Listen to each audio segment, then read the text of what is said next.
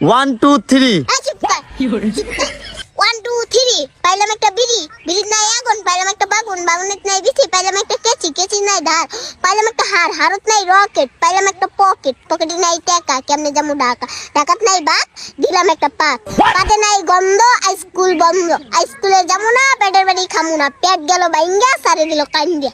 এই এত কিছু তুমি কই কাটতে শিখলা? হ্যাঁ, নানি শেষ। তোর নানি এইসব পুংটা পুংটা কথা শিখায়? হ্যাঁ।